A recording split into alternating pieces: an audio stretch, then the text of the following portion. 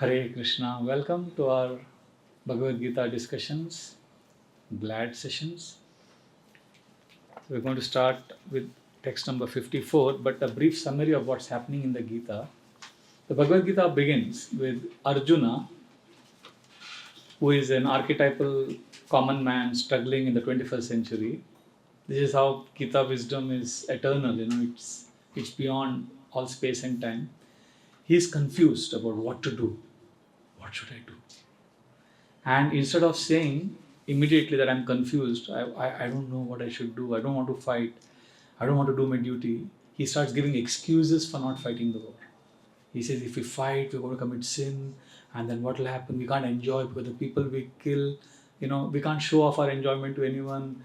And then if we fight this war, so many men will die, and the women will be unprotected, and then women will have unwanted children, and when unwanted children are born, he starts, his mind runs right.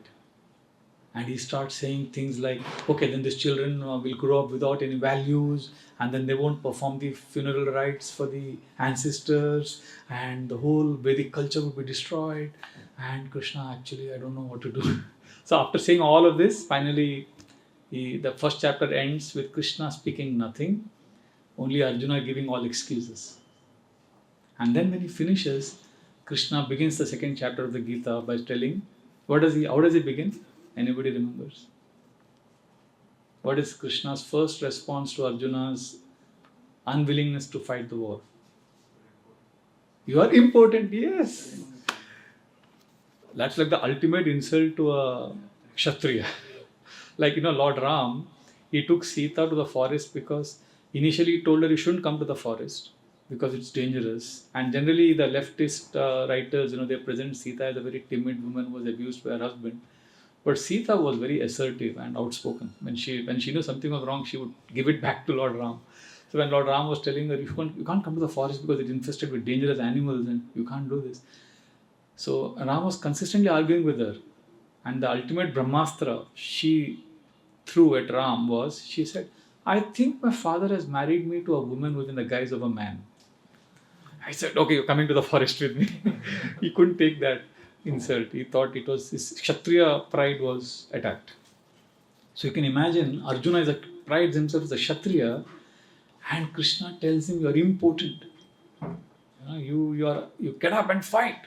And then Arjuna realizes that I can't keep giving excuses to Krishna. So then he says, Karpanya dosho pahata svabhava prichhami tvam dharma sammuda cheta yachreyasya nishchitam bruhi tanme shishyaste hamsadimam tvam prapannam. I surrender to you, Krishna. I stop all the friendly discussions. I now accept you as Guru.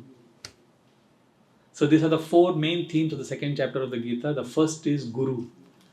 So how to remember the second chapter? Anybody remember the acronym I gave by which you can remember Gita? G-I-T-A. G stands for Guru. Krishna says, accept a Guru. No, Krishna doesn't say. Arjuna surrenders to Krishna and accepts him as Guru. This is the first theme that comes out. We can't understand spiritual knowledge without accepting a mentor, someone who will guide us. And we need gurus in all fields, for every field. Even if you see a man learning to drive a truck, the trucks that go through interstate, they transfer. These young boys, they have an ambition of being a truck driver. These boys first serve the master. They massage him, they get chai for him. And after 7-8 years, then he allows him to touch the steering wheel. So everywhere we need someone. In the kitchen, I've been cooking in our kitchen. I remember the first few months, they won't let me put the tadka. Sabzi kato, saaf karo. And I'm like asking him, kaise dalte? Batayenge. He will not tell me, he will not share. Only when he's convinced that I am like a disciple. Okay, this is how we do it. Anyway, that's a mundane example. But for spiritual subject matters, we need someone who's walked the path to reveal to us and hold our hand and take us to God, to Krishna. So Guru is the first theme. And then Arjuna's main confusion was what to do, right? That was his main confusion. So the second topic is Gita. I stands for identity. Who am I? I am not the body. I am the soul. See, we don't know what to do. What should I do? The answer to that is dependent on who I think I am. Do you get this? What should I do depends on who I think I am. So we all have a functional identity. Okay, I am a mother, I am a student. So if I'm a student, things are clear. Okay, study for the exam. If I'm a mother, I know what to do with my child. So if your journey, if your path is straight, you can go straight. But when there's an intersection, when there is a junction, when there are two paths, you don't know what to do. Right? That's when the confusion arises. And we have many functional identities. We are not simply a mother or a child. We are a manager, husband, father, son. Right? We have many identities. And because of many roles, we have many conflicting goals. And that's why this confusion arises. What should I do? Like a judge. This is a typical, this event happened in real life. But just for example's sake, a judge is very attached to his family. And then his son is accused of murder. And he has to pronounce a judgment, sentencing his son to imprisonment. But now he has two conflicting roles. He's a judge or a father. If he identifies himself as a father, he will absolve his son of his crime. But if he identifies himself as an impartial judge, he will see that his son is put behind bars. Right? Similarly, Arjuna is going through these two conflicting roles. I am a Kshatriya,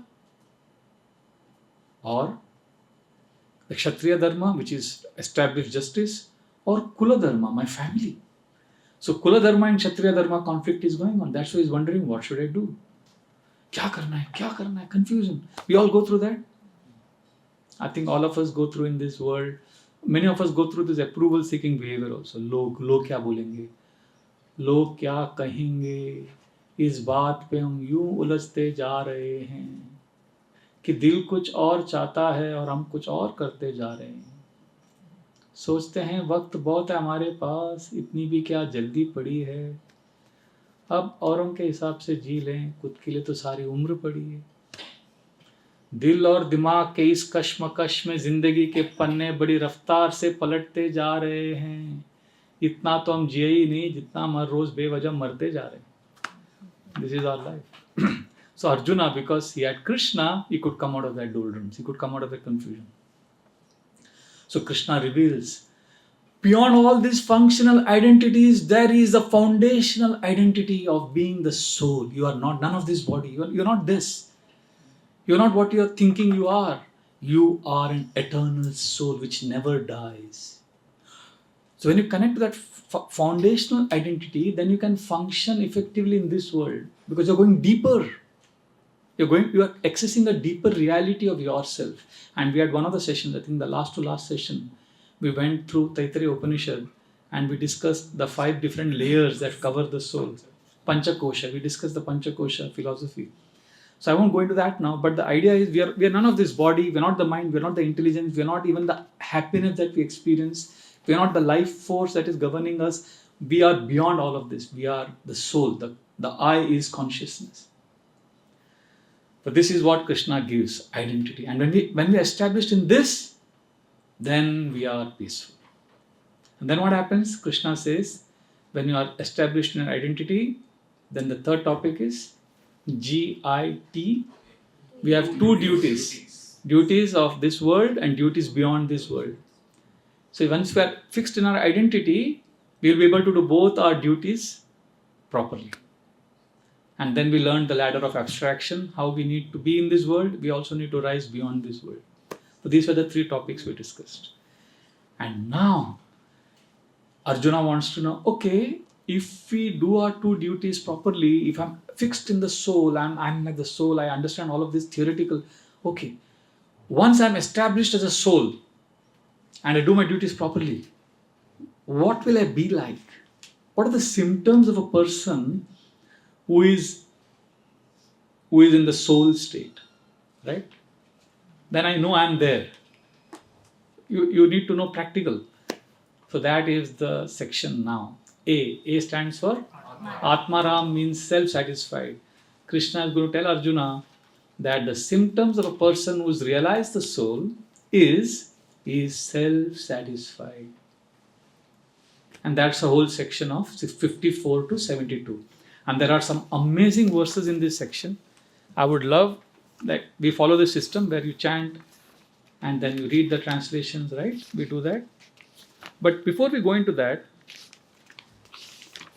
it's starting with text 54. Okay, so we'll chant the first verse and then we'll also end with the last one. Okay, can you repeat this verse after me? And who will read the translations today? Last time, who read? Last time, I think you read. Today, from the ladies, will have to read. The whole time we are reading the verses, one of you will read, Hinaji? Yeah? Whenever we read a verse, you can read the translation. So, text 54, please respond. Arjuna Vacha Stita Pragya Sakabasha Samadhistasya Keshava Stita Dirkim Prabhasheta Kimasita Vrajeta Kim. Arjuna said, O Krishna, what are the symptoms of one whose consciousness is thus merged with transcendence? How does he speak and what is his language? How does he sit and how does he walk? See, Bhagavad Gita is a very poetic book also. Arjuna is not asking, how does he sit and how does he walk? Is he walking like a fashion ramp walk? No, he's not asking about walking, sitting, talking. He's asking about something deeper. How does he speak means basically, how does he handle provocations? How does he sit? Means how does he withdraw his senses? How does he walk? How does he engage himself in this world? This is what Arjuna wants to know. He wants to know the symptoms of a person who has realized his self. And Krishna then begins a series of verses which are extremely important. We're trying to cover all of them. But I want you to go to verse number 70, which is like the essence of this entire discussion. In case we are not able to come there, I want to go to the end first. Text number 70. All of you have access. Please respond. Apuryamanam achala pratishtham samudramapa pravishanti yadvat tadvat kamayam pravishanti sarve sa shantimapnoti na kamakami.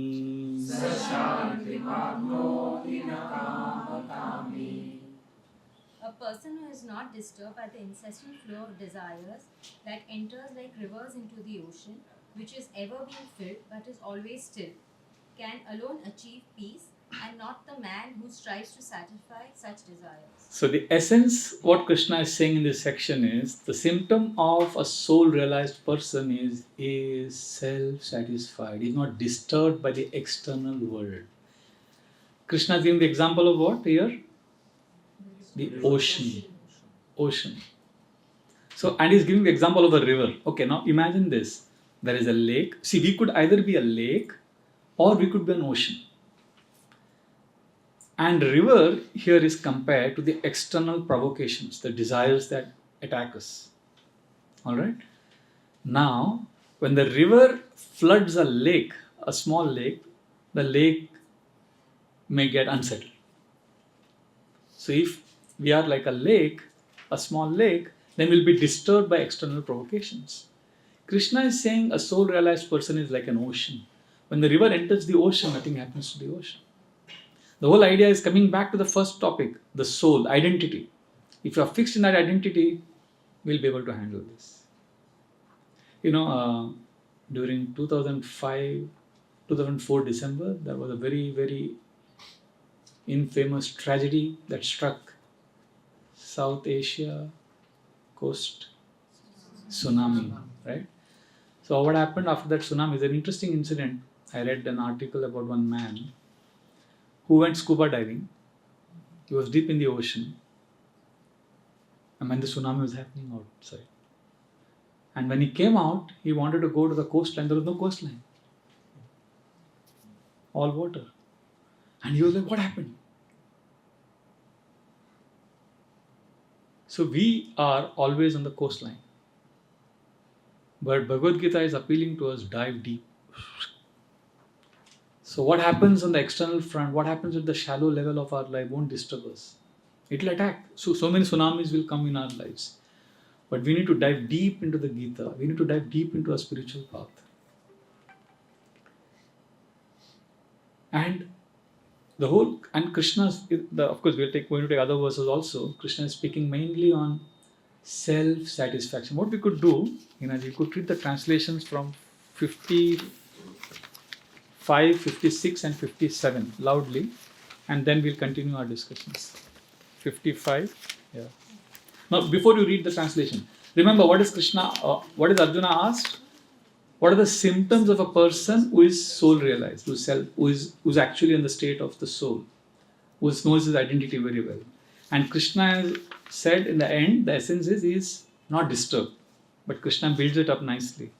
Yes. The Supreme Personality of Godhead said, O Partha, when a man gives up all varieties of desires for sense gratification which arise from mental concoction, and when his mind, thus purified, finds satisfaction in the self alone, then he is said to be in pure transcendental consciousness. One who is not disturbed in mind, even amidst the threefold miseries, or elated when there is happiness, and who is free from attachment, fear and anger, is called a sage of steady mind. In the material world, one who is unaffected by whatever good or evil he may obtain, neither praising it nor despising it, firmly fixed in perfect knowledge. Yes, basically Krishna is speaking about how we become Atmaram. That's the main theme of this section. Now let's practically apply it. How does this happen in our life? Let's say you become a Hare Krishna member. You start chanting Hare Krishna, you come for the Gita classes. What actually happens to you? How do you become an Atmaram? How do you become like what Krishna is speaking about?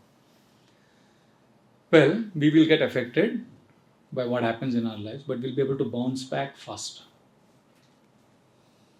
Even Arjuna, after all this Bhagavad Gita, he was overwhelmed on the 13th day of the war when Abhimanyu was killed. But to his credit, he bounced back. So we will not be able to artificially, we can't pretend to be transcendental. Positive, that's toxic positivity. It's not really positivity. You are living in denial. But we'll be able to make peace with ourselves when we practice spiritual path. And also, there are some techniques we practice in ISKCON. I'm going to share one of them now, which will help you do two things. Which will help you. Now, we're going to do an exercise now, right now. All of you are okay with this? And I'm going to tell you what will happen if you do this exercise regularly. Two benefits. One is, the symptoms that Krishna is speaking about, you will experience those symptoms. Second, you will realize there is more to reality than you, your body, your mind. There is a beautiful world, a beautiful universe beyond yourself. And that's the beginning of soul realization. But for this, you need to do this exercise with an open mind. You have to choose a partner who you don't know so well. It could be anyone in this room, but not someone, you can't be his partner. You'll need someone else. So you have 30 seconds to choose up. You may have, some of you may have to get up. But don't, see, if you sit like this, I can also sit like this for the next 1 hour. Get up. Choose someone you don't know so well, and we'll start immediately.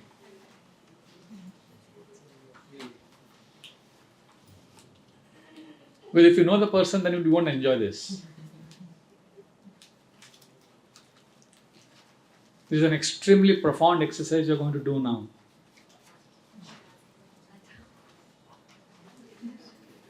All of you have a partner?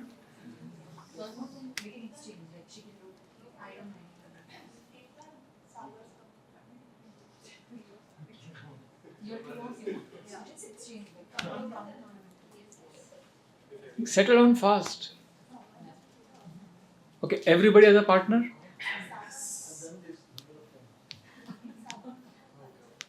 Yes, Jaydeep Prabhu has done it once. In our Tuesday class, we did this exercise in a Tuesday class. Yeah, but every time I do it, I get new realizations also. Okay, everybody has a partner? Okay, now quickly decide. One of you is A, the other is B. And I need kartals. Kartal. Okay. Okay, A and B. Okay. Now we're going to have 3 rounds. I'm going to give you a small exercise. Now listen to this carefully. There are some rules here. And this is extremely important you remember the rules. The first is, get the kartals. Pass it on. So when I play the kartal, it's a sign to start. Only then you will start discussing the topic that I give you. And when I again play the kartal, you stop. So what we do is, the first round, A and B will share with each other an appreciation for some person. Now listen to this carefully. This person should be alive on this planet now. You can't say, I appreciate my grandfather who is no more, or I appreciate Srila Prabhupada who is not here anymore. Appreciation is of person who is living. Got it? Second rule. This should not be a guru, or generally we love to appreciate our guru, or in ISKCON, those are ISKCON members, it's easy to appreciate guru because we hear so much about the glories of guru, and it's easy to appreciate guru but not the others. So not your guru or Srila Prabhupada or Krishna, God. You don't have to appreciate how God is doing wonderful things in your life. We know that you're a great devotee, so we're not talking about God, we're not talking about your guru, but we're talking about somebody who is alive, breathing in this planet. It could be your neighbor, it could be your relative, it could be a devotee, it could be anyone. Is that clear? But the most important rule here is when you appreciate, you talk about this person to your partner. If you want, you can tell the name. If you don't want to reveal the identity, you need not. But when you appreciate this person, so first A is going to talk to B for say 1 minute or 1.5 minutes. And then when I play the kartal again, you will swap, B will speak. But when you are speaking, remember this is a very, very important catch here. You're going to appreciate this person to your partner, but you're going to speak about yourself.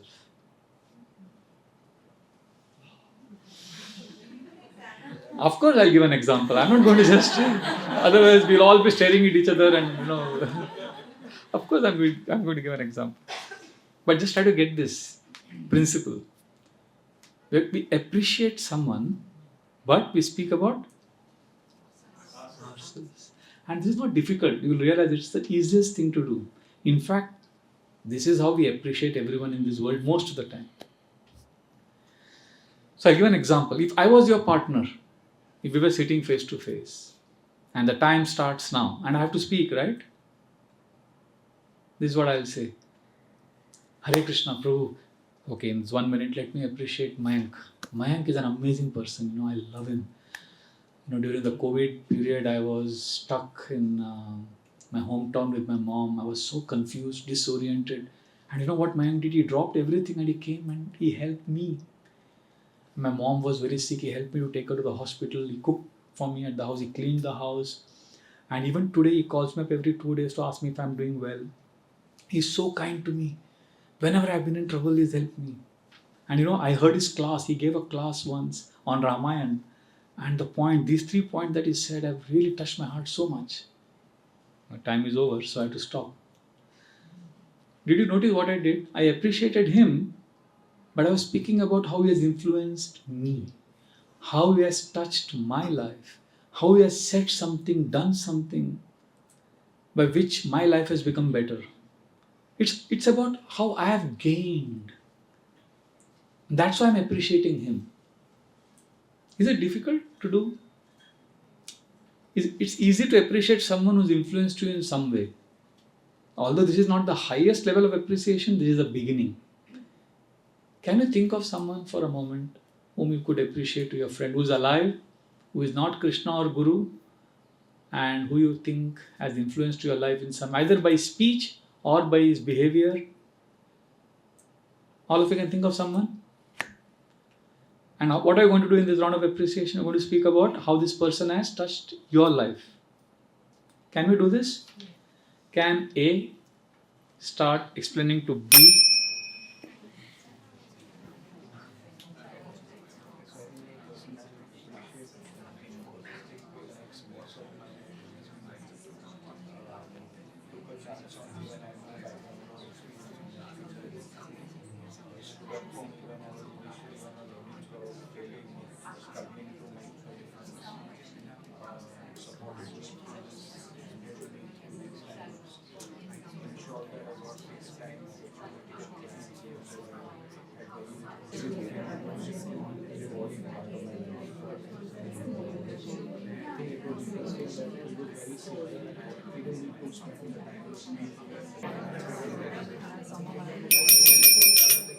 B to A.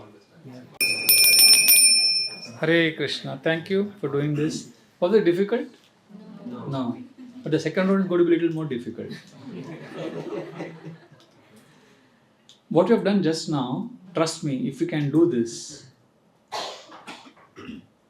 you will be able to overcome depression to a great extent. If at all you are ever struck by depression. Because what we are doing now is we are counting our blessings.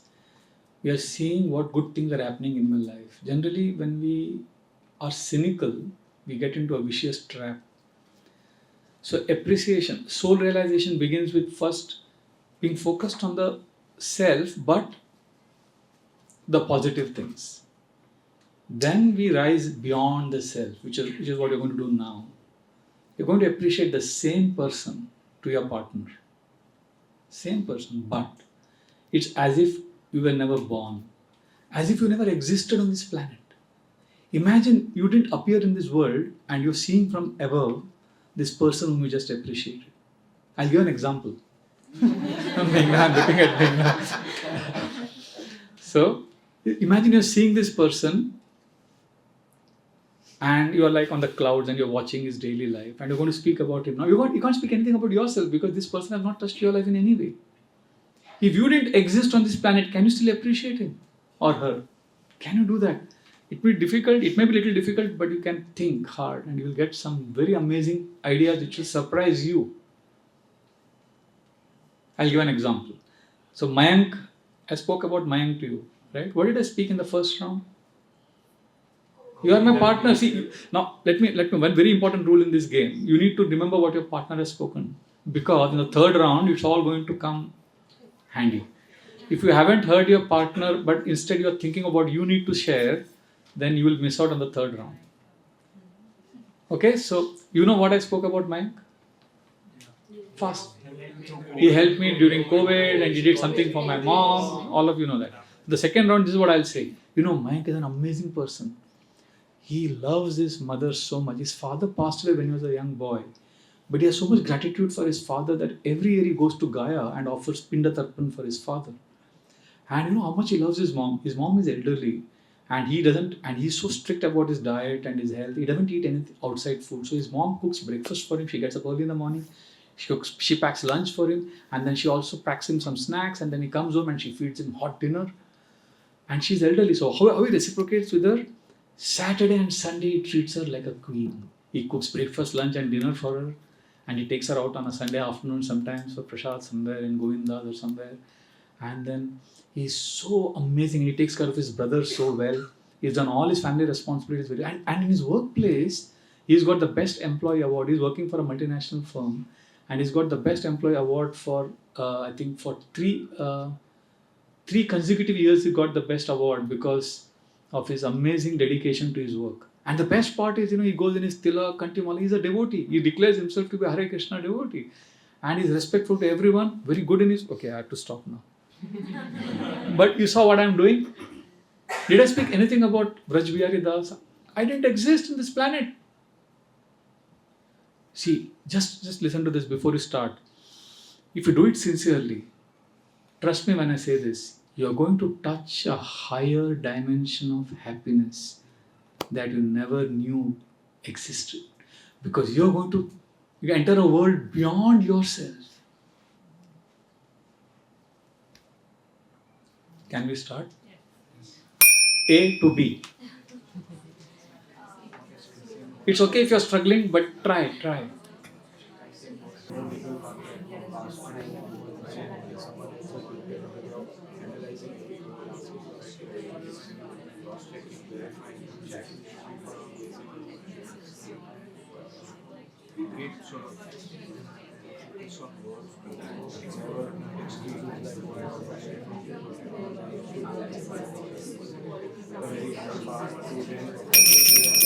Swap B to A.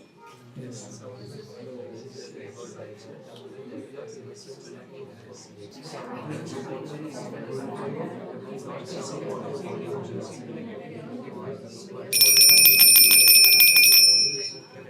Hare Krishna. Thank you for doing this. Now the third round is going to be most difficult. That's why what we'll do it together. In the sense, you and your partner will do it together. You have two names, right? One we've spoken about and one we've heard. So you can decide which name to pick up first. And both of you are going to work on two things. One is you will see what are the principles that are standing out in this person. What qualities are coming out. We just spoken about incidents, we've spoken about a few things. But focus on one or two or three qualities that come out. And then second, very important thing, see how the same qualities are exhibited in the universe. See how the same thing maybe your guru has displayed, maybe God has shown, or maybe Albert Einstein, maybe Mahatma Gandhi. Where in the universe have you seen this happen? Where in the universe have you seen these qualities also get mirrored? Where have you seen similar things happening? And when there is just 30 seconds left, I'm going to say 30 seconds left. So then you can pick up the other name that if you haven't touched upon the other name. Is this clear? Okay, before you do this, I'll explain. I'll give an example again. If you are my partner and we decide to speak about Mayank, so what do you think comes? What is striking about Mayank? Caring, helpful, what else? Responsible, caring, helpful, responsible, balancing. And now can you see similar things happening somewhere else? Maybe selfless. Now these are the qualities you've come out with, and then immediately you can zoom into some other examples from history, epics, scriptures. See, when I did this exercise for the first time, I said, wait, Mayank loves his mom, he loves his dad so much, he's so grateful to his parents. And then immediately thought of the ISKCON is founded by Srila Prabhupada, who dedicates his Krishna book to his father. And we worship Lord Chaitanya Mahaprabhu, who is the incarnation of Krishna for the Kali Yuga. And he is called as Matra Bhakta Shiromani, the greatest devotee of his mother. So when I see Mayank, and because we are on the same project, we work together sometimes we have conflicts, altercations, some minor differences, then because I have this practice of appreciating, I look at him and I see, wow, he's carrying he's an embodiment of what Lord Chaitanya was practicing. He's carrying the energy of Srila Prabhupada. So I'm able to see him not simply as Mayank. Mayank was helped me. I'm not simply seeing him as Mayank who is wonderful, independent of me. I'm actually seeing Mayank as carrying divinity within him. I'm seeing Mayank as someone who is carrying God in him. Are you seeing what I'm saying? See, these qualities are displayed in the universe also. Beyond, first is centered on I, second is centered on him or her, and the third is the universe. And a reality beyond ourselves. Is this too complicated? Can't we do this? You can try. You have 2 minutes, and when there's few seconds left, I'll save that so that you can try the other name. Can we start? Try this. It's going to be interesting. Hare Krishna. Your time starts now.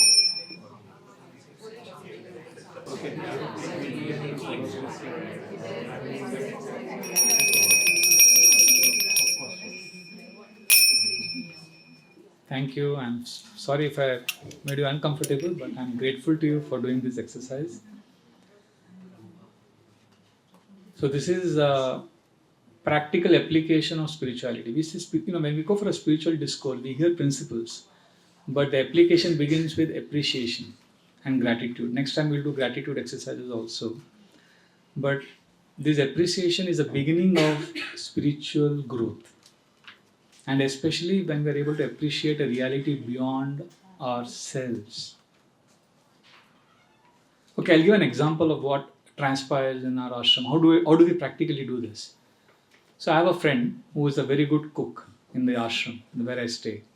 So some time ago, when I used to take breakfast, and in the morning greeting of the deities, I held his hand. I said, "Thank you." He had made upma and rasam.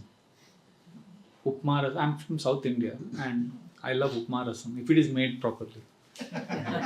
So I went to one Punjabi devotee's house and he made upma, which I'll never forget for the rest of my life.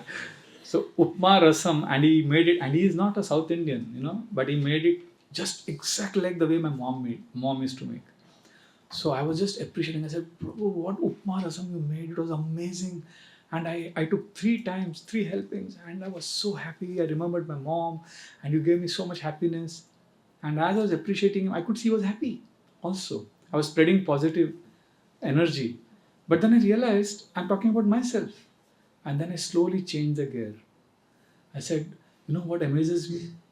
You could be earning crores of rupees. He's not only a doctor, he's qualified from one of the top medical colleges in India. He's a brilliant guy. And you joined the ashram in 2007, so last 15 years you could have earned so many crores of rupees. You gave all of that up just to serve everyone. You cook breakfast and lunch every day. And on festivals you cook for thousands of people and you get nothing, no remuneration, nothing, just for service. You are amazing. So now you see what is happening? I'm appreciating him, but there's nothing about me here. And in that space, I realized when I was in that space, I can't describe what I was feeling. I was feeling so much love blossom in my heart. And I could see I had touched his heart somewhere when I was in the second round. And I could see his eyes moisten up and I could see tears that swelled in his eyes. And then I was talking about how, cooking is such a tough job, tough seva. Those of you who cook, I remember at home, we were 3 brothers and my dad. And now, whenever I call my mom, I apologize for all the past audacious, impetuous behavior as a teenager. Because we were 3 brothers, we used to create a riot at home. And I remember we never thanked my mom. I always used to give feedback. And now I'm looking back. So cooking is such a tough job. When you cook well, nobody appreciates. But one day, thoda sa mistake ho gaya salt mein, turant feedback aata hai. So I was telling him all of this. About what his service is like it's like a goalkeeper's job. It's like a wicket keeper's job. You win 10 matches in a row, you're appreciated, but you lose 1 and people focus on that. So I was telling him all of this and then I could see he was so happy because even I was happy because I was not talking about myself. And then we entered the 3rd round. We were speaking about how Krishna is so attractive. We were speaking about the Lord's wonderful qualities, how he's attracting people from all walks of life. An African, a Bengali. In our ashram, we have Punjabis, Bengalis, South Indians, from all over the world, people come. And how Krishna is so attractive. What is so amazing about the Lord? And about prasad, food. How Krishna is providing for the ants in your room and the elephants in Africa. And we entered a bigger space. And there we both felt spiritually nourished. See, this can be a common day practice, everyday practice also. Like we went for a yatra with the brahmacharis. And I was in the room and they went out for some place at Narmada River. And the bus hit a beehive and then the brahmacharis were stung by the bees. And then they came back. It was a little chaotic. And I remember the first appreciation I had was, thank you, Krishna. I wasn't stung by bees. That was my first immediate space I was in. And the second, then I entered, I was with the other devotees. I was taking care of them and appreciating the organizers of the yatra who were going through so much of management just to get all of us into this yatra. So then I was in the second energy field. And then I went to the 3rd space where I was like thanking the Lord that, we all safely come for the yatra, we all go back safely and that nothing happens and then how the Lord is taking care of us. So we grow, we evolve. This is how we practice spiritual life. We begin with self, but thanking and appreciating for what we're getting, and then we appreciate beyond ourselves. I was doing this exercise in New Jersey in a community last year, and after the third round, I asked the audience, because actually what I did just now is a workshop, which is a 3-hour workshop. Actually, we do it slowly, but that one of the sections was when we asked them, did you learn about the person you're appreciating something new which you didn't know till today? So then one person raised his hand, and then he immediately put it down. And then I knew that he wanted to say something, but he's not sure. So I ignored him. Then I was talking to someone else, somebody else was sharing. And then again I saw him raise his hand, and then I knew that something is churning in his heart. So I thought I'll catch him later. So after the program, we were all taking dinner for Shadam. I was meeting everyone. I walked up to him and he looked at me and said, I want to share something. In the first round when the exercise started, my partner began to speak about a member in our community. This is an ISKCON community in central New Jersey. He said he started speaking about somebody in our community whom I hate very much. I profoundly dislike him. And my partner, not knowing that, he started glorifying this person. I just tolerated, thinking this is the first round. In the sense, he's just speaking about how this person has been helped by him. Fine. Isko fayda ho gaya. Isko shayad, he must be an exception. But then the second round, he started speaking about his wonderful qualities to so many other people he's helped. And then I was like, oh, I couldn't take it. But the worst part of the third round, where I had to also think how he's displaying divinity, how he's carrying God within him. And at the end of this workshop, I can't say I'm totally not, loving him now, but my dislike has reduced. My hatred has gone down drastically because I realize I'm getting a different paradigm. So, the many ways, I can't go on and on this. We'll come back to the Gita verses, but I just want to say, try this. We have 1 month or 3 weeks for the next glad session, and come back and share with me how you've practiced it.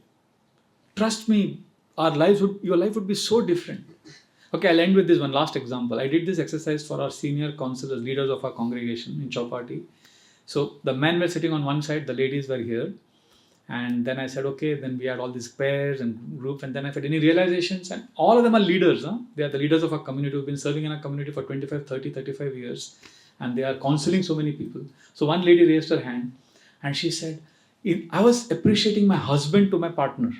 So I was telling her how my husband is such a wonderful person. I could never realize it. And we were discussing. And one quality of my husband is he has got this intuitive sense that when I sometimes go for parties or social gatherings, sometimes he tells me, you shouldn't go today, you will be disturbed. You will not like this. I know you don't like these people and they're going to be in this party and you're going to be disturbed. He kept telling me, and I would ignore him and I would go, and exactly what he predicted would happen in the party. And after I came back, instead of thanking him for his intuitive sense, I would criticize him saying that because you cursed me, I had a bad experience. And she said this happened 5 times in the last 2 years. I think 1 or 2 years, she said 5 or 6 times it has happened.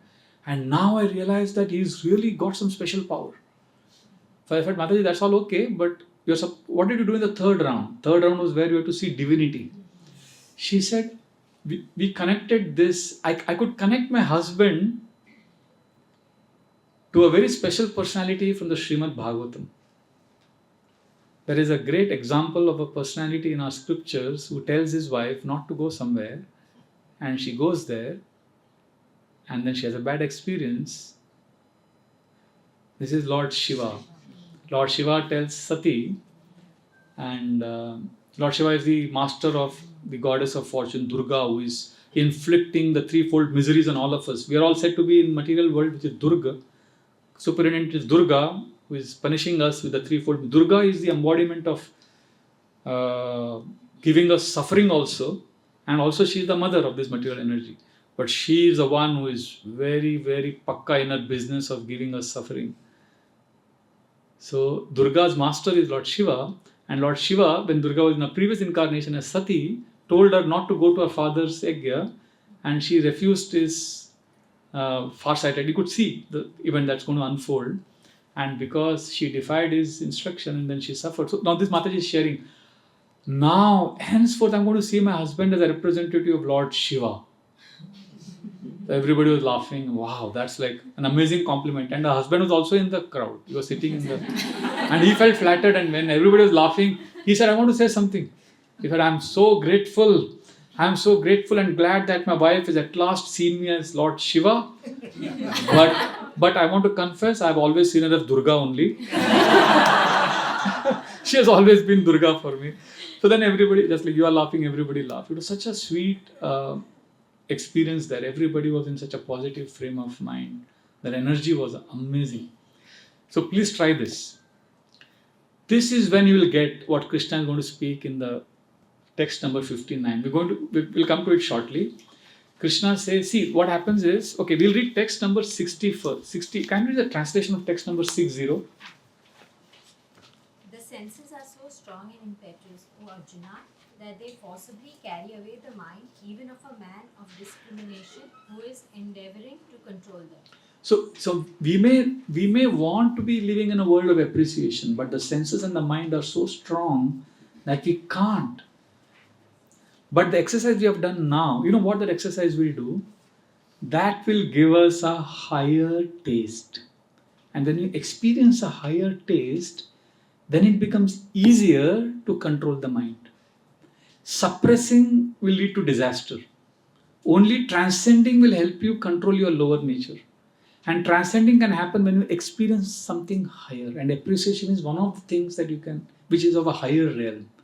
And that's what Krishna says in text 59. We'll chant this verse. Please repeat after me. Vishaya vinivartante niraharasya dehina rasavarjam rasopyasya param drishtva nivartate. Though the embodied soul may be restricted from sense enjoyment, the taste for sense objects remains.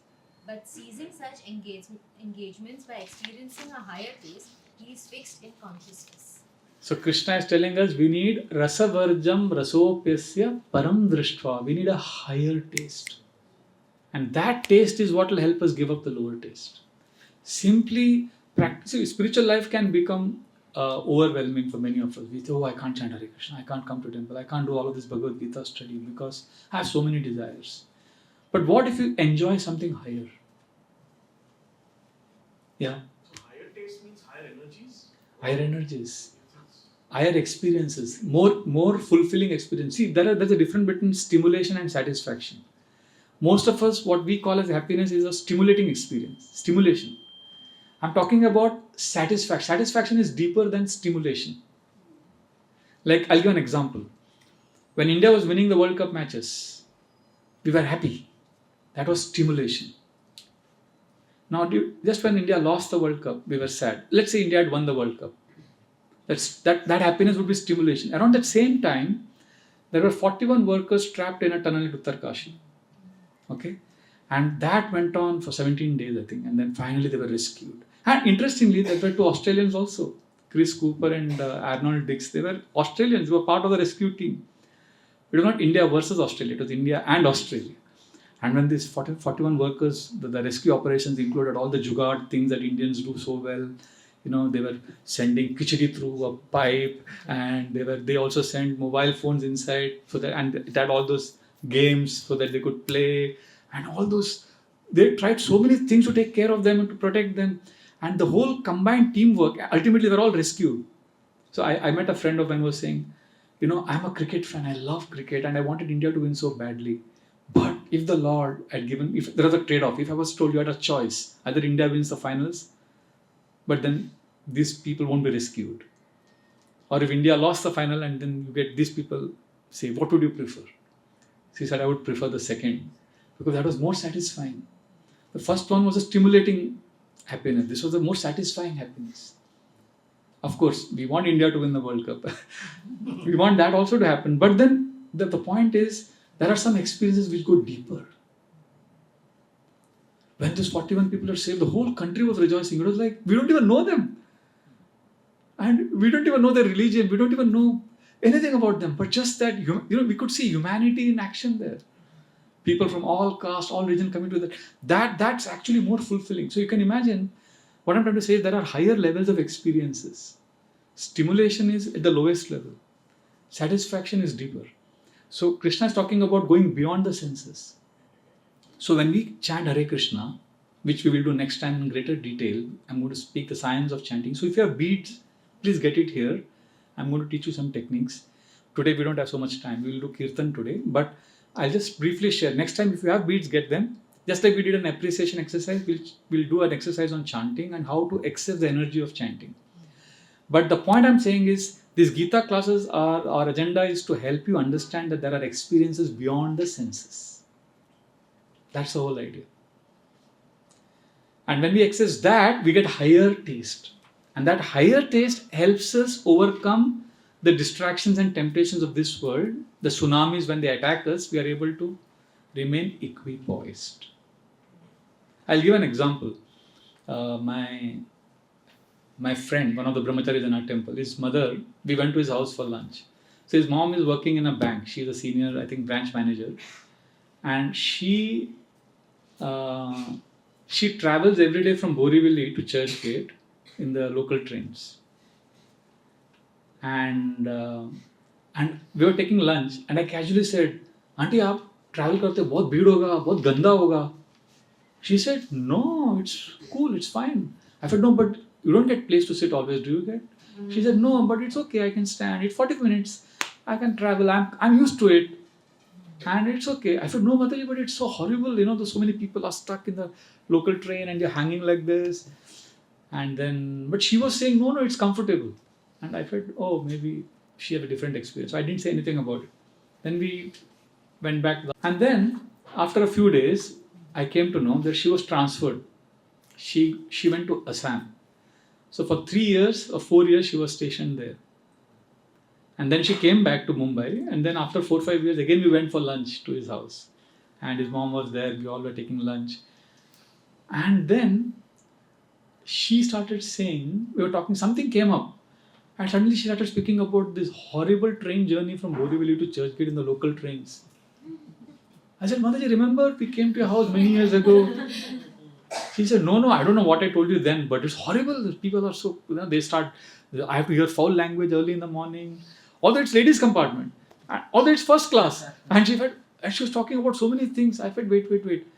Where were you staying in Assam? She said, my office bank was just 10-minute walk from my house, and it was both sides. One side there was forest, the other side there was a lake. And early morning I was walking, it was so refreshing. So what happened to her? She got a higher taste. Now she could look back and see, oh, this is horrible. Many of us, we are so stuck in our lives and we think, oh, this is comfortable. My life is going on smooth. Why I don't need Bhagavad Gita? I don't need Krishna. I don't need chanting. I don't need anything. My life is okay. That's because we haven't experienced something higher.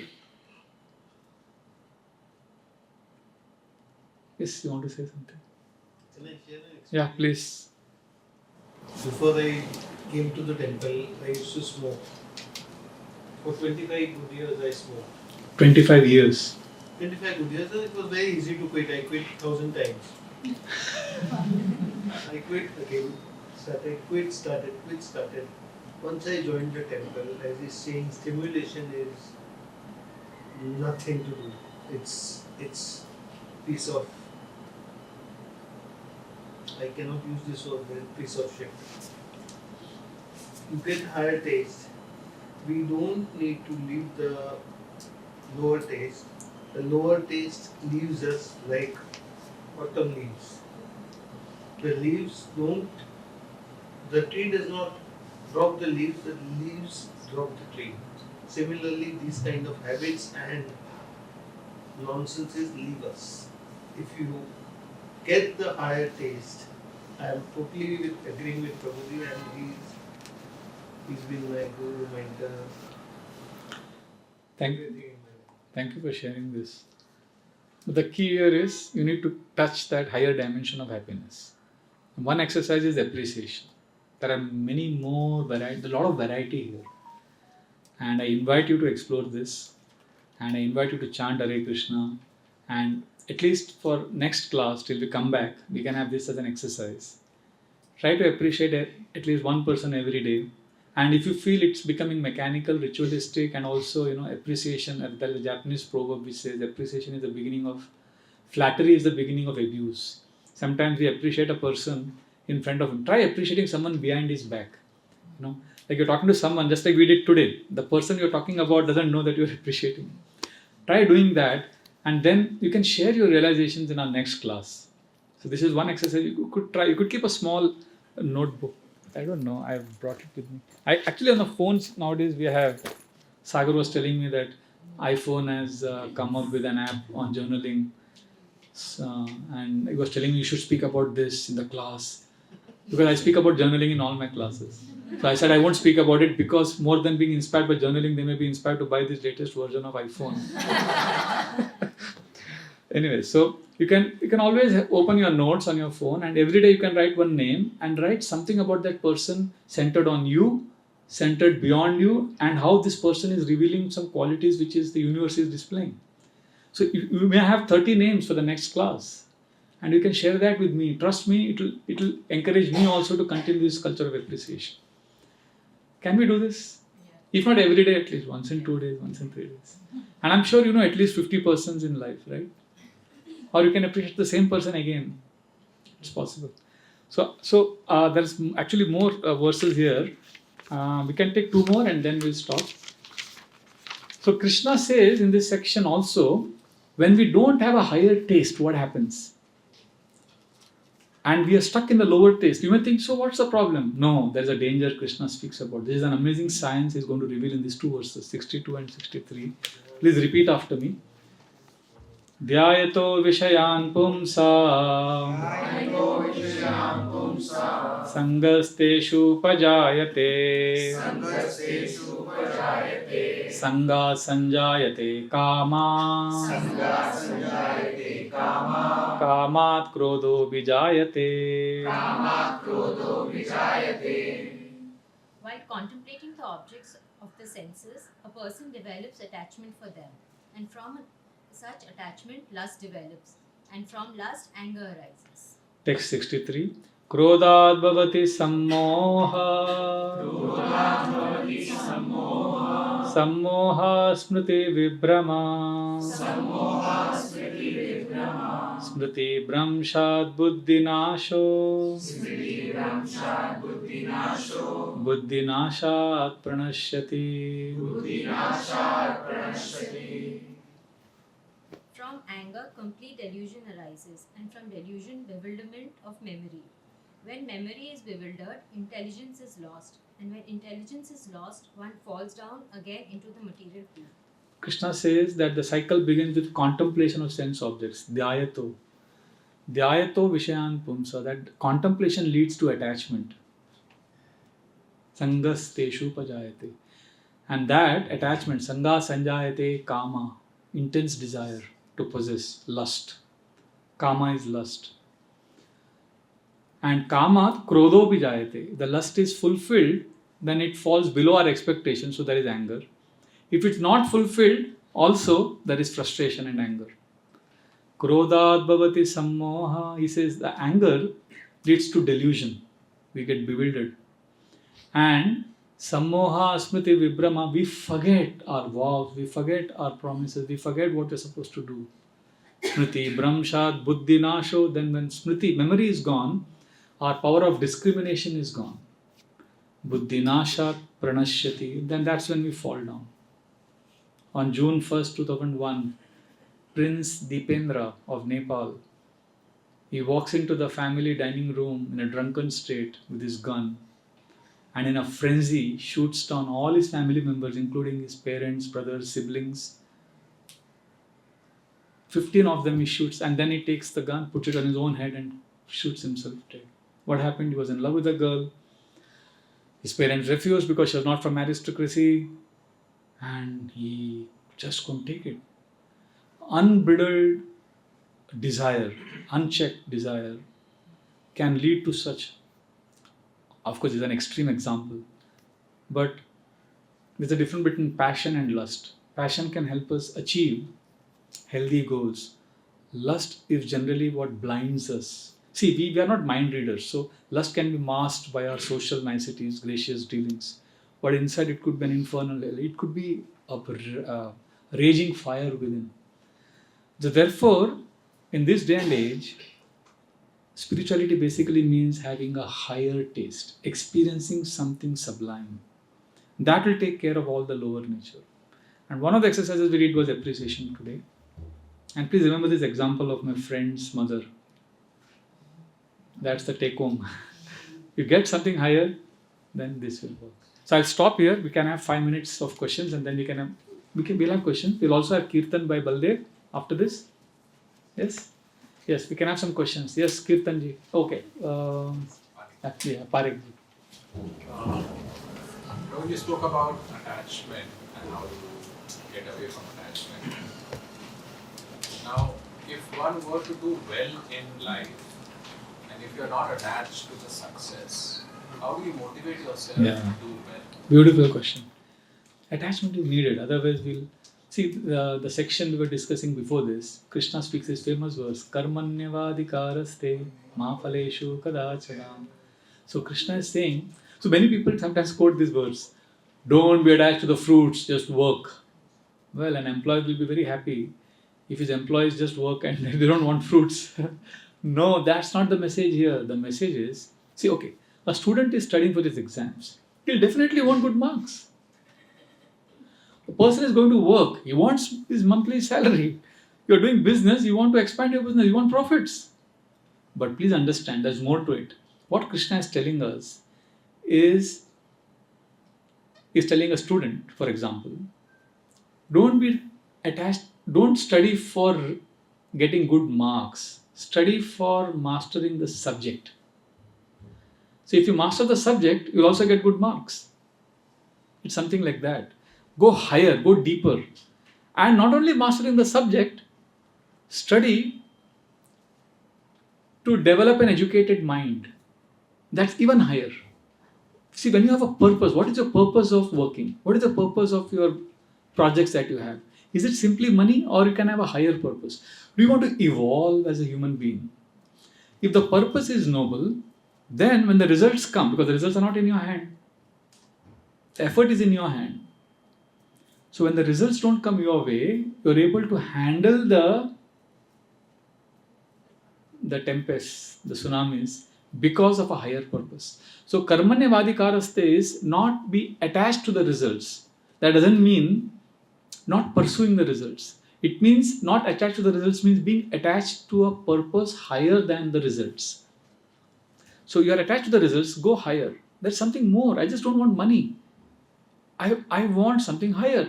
Like for example, I know a Grahastha who is doing a new business now. And he really wants it to succeed because he wants so that he can have enough money by which he can make his house a temple and where he can have a lot of spiritual gatherings and where he can also help his family in their spiritual life. Basically, he has a purpose higher than simply eating, sleeping, sex life and defending. So we need to be attached. So detachment doesn't mean not working for the result. Detachment means do what you want, pursue your goals, but constantly remember that life is temporary and the results are temporary and things are going to be taken away from you eventually. Remember them and pursue what you want so that when eventually things are taken away from you, it doesn't come as a shock. Detachment is not just giving up the activity or giving up the desire for the results. It means seeking something higher so that when the inevitable ups and downs of this life attack you, you have a higher taste. You have something higher to fall back upon. This higher taste principle is very important, what we discussed today. That attachment will help us handle this attachment. I'll tell you a very, very funny example. One of our congregation devotees, they have a small child. I went to their house. This child has this habit of, the children have this putting the thumb in the mouth. He's always sucking his thumb. So I remember watching it and I remember his parents were saying, sunta hi nahi, Amisha is putting his finger in his mouth. So then I didn't say anything. Next time when I went, the child didn't have that habit. He was like comfortably, kaise nikal gaya? So then they laughed, everybody, the elders at home. So we did one trick, chala gaya. So what they did, they said we brought shorts for him, cheddi, which was very loose. So when he would run around and the shorts would slip, we would say shame, shame, shame, shame, and we'd make fun of him, and immediately would pull it up. And then when again he would put his thumb in his mouth, the shorts would slip. Then again, and we would make fun of him, and again so his whole day his hands were on his shorts, and he's running around. So that I also laughed, and I realized this is exactly how Krishna consciousness works. Krishna gives us a higher taste. He has given us enough engagements, enough responsibilities, by which we don't put our thumb in our mouth. We have got a higher taste. So basically, we need to be attached. Otherwise, we won't be driven to pursue our goals. See what the difference between Kane Williamson and Rohit Sharma. I'm not discounting Rohit Sharma. He's a great soul. But Kane Williamson was so cool, Kumar Sangakkara was the next level. I'm sure he was desperate to win the World Cup in 2011. And he was on the losing side of the World Cup finals. And when Dhoni hits a six, you can see Sangakkara beaming. He's so happy for Dhoni. I was just thinking if Rohit Sharma had laughed or smiled after the World Cup final loss, we would have declared him as a terrorist or a traitor or an ISI agent. I don't know what. The grieving overall would have been less comparatively because they grieved around everyone was just seeing the video and then starting grieving. So the point I'm saying is it requires a big heart to celebrate others' success. It requires you to have a lot of abundance in your heart. So I really like this guy, Kane Williamson. He's so cool when he's losing. He lost 2019, I think, World Cup finals also. उस समय भी हार गए. अभी भी semi-finals. He's like, so it happens only when we have something higher. That attachment is driving us, but we should be able to let go when it's taken away from us. It will be taken away. Our inability to handle failures is a disqualification actually for spiritual life. We need to understand how to handle setbacks. Our obsession with greatness, our obsession with being the best, that's our undoing actually. We need to focus on being good. Gita teaches us to be good, to do our best. Kane Williamson is doing his best, he's doing his good, he's doing what is good. नहीं हुआ हमारे हाथ में नहीं है. When we come to 18th chapter, we'll read Krishna analyzing 5 factors of every result happens because of 5 factors, and the last one, the 5th one, is very important. Daiva, forces beyond ourselves. We generally focus on the first 4, the doer, the senses, the practice, the place of action, but the 5th one is most important. Daiva, factors beyond us. So Krishna consciousness teaches us to remember the 5th factor also.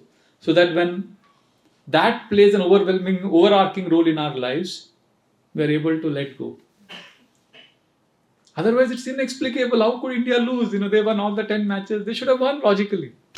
अरे यार मजा करो, semi-finals मजे से जीत गया, खुश रहो. I still believe that India is the best team in the world because they won the 2019, 2015 and 2023. They were always the top on the table. So they actually won the World Cup. They are the world champions. It's just that one match they lost. ठीक है यार, छोड़ दो. So that's the way I see it. So that attachment can, otherwise how do you explain this boy, Rahul Lunar from Kolkata, he committed suicide when India lost the finals. He couldn't take the defeat. That is an attachment, but वो हाथ में नहीं है हमारे. So I'll stop here. Sorry, Kirtan, you had something to say. Okay. It was more of intelligence. Okay. Because when you say a person intelligent, sometimes intelligent people also do kind of unethical. Of course, terrorists are very intelligent. Oh yeah. Yes. So you are asking what about? See, intelligence is of 2 types. One is the material intelligence, and second is the spiritual intelligence. So what we normally talk about intelligence, see, we have a basic idea. Mind has feelings. Mind's function is to accept and reject, like and dislike. That is what the mind does. Intelligence builds a whole theory, whole logic, discrimination, analysis around that feeling. So normally, intelligence helps us overcome the mind's pullings if the intelligence is strong. Like for example, you put an alarm saying that from tomorrow morning I'm going to go for jogging I want to lose my weight. I want to be healthy. So at 5, when the alarm rings, what does the mind say? The mind and intelligence have a dialogue. The mind says, go to sleep. The intelligence says, you have resolved to lose weight. You have resolved to jog every day. And the mind says, no, but the whole world is sleeping outside. I want to sleep. The bed is so cozy. The intelligence says, no, be disciplined. Give up. Don't give up. What is that saying? Never give up. Never give up what you want. Never give up what is good for you for what feels good now. The intelligence will remind all this. The mind will say, नहीं, सो जाओ, कल से करेंगे. My ultimate Brahmastra mind बोलेगा कल से करेंगे. Okay. So the mind generally wins the battle over the intelligence. So we say be strong, make your intelligence strong. But this material intelligence, unfortunately for many of us, we don't want to talk about it, but it's a fact. Intelligence most of the time is a slave of the mind. Whatever the mind desires or mind expresses, intelligence simply executes it. Ideally, the intelligence is stronger than the mind. But intelligence also becomes a slave of the mind when the intelligence is not strong and sharpened. Spiritual intelligence is when we access an intelligence beyond ourselves, which is like the Bhagavad Gita, for example, a scripture, a wisdom literature, or a spiritual seeker. We access an intelligence, and that shapes our intelligence. And then with that intelligence, we take care of our mind. So Gita compares this with a chariot analogy. The chariot has 5 horses, and there is a driver and there is a passenger. The 5 horses are compared to the 5 senses. The driver is compared to the intelligence, and the reins is compared to the mind, and the passenger is the soul. So we have to control the senses. The intelligence has to be stronger. If the driver is loose, the horses would run everywhere. So the driver has to be in charge. So that intelligence, that strong intelligence, is scriptural intelligence, wisdom literature. And this is not I saying this, not ISKCON saying this. The most evolved philosophers in the world, like the 20th century, the greatest management author of the 20th century is arguably Stephen Covey. His book, 7 Habits of Highly Effective People, is regarded as the greatest management book of the 20th century. And he openly talks about developing your conscience by reading scriptures. He's not a Hare Krishna devotee. In fact, when I read this book for the first time, and I thought, what is he talking about scriptures? Because everybody could define scriptures differently. So I went to the appendix of the book and I saw what he means by scriptures. He actually mentions Gita, Ramayana, and all of that. So I realized that evolved thinkers understand that we can't control our mind with our intelligence. We need to access something higher. So there's a lot of wisdom. See, there are people, for the last thousands of years, they have walked on this planet. They have breathed the same air. They have drunk the same water. They have walked on this land. And there's a lot of evolved people, and when we hear them, when we read their books, when we enter that space, and then you realize, wow. So I remember sometimes when I'm little tired in my spiritual activities, or I feel, oh, will I really make it? Then I see wisdom in so much abundance in this universe. Like John Stuart Mill's one saying, I put it on my notice board, on my board in front of me, and I keep reflecting on it, and it gives me a lot of strength. He said what is exactly spoken in the Gita, but I'm sure John Stuart Mill, I've read his biography, but I don't see any mention of Gita there. His one statement is, he says, it's better to be a dissatisfied human being than a satisfied pig. Better to be an unsuccessful Socrates than a successful fool. I read it again and again, it gives me a lot of strength. Because sometimes you feel lost. Who am I? I'm doing so many spiritual activities. I'm serving the whole day. And then when I see this quote, I get a lot of strength again. Because Krishna, sometimes he loves to play hide and seek. Sometimes I don't get the experience of Krishna in my life. But then I see this quote and I'm back on my track. And this is what Gita speaks in 6.40, 2.40. Krishna is speaking about there is no loss, no diminution. So what I'm saying is, if you see wisdom all across, there is something connecting all of them. You read Henry David Thoreau's book Walden, which is arguably the greatest book America has ever produced, and you will see, wow, this is exactly like the Gita. And you read Henry David Thoreau's mentor was Ralph Waldo Emerson, another great American philosopher.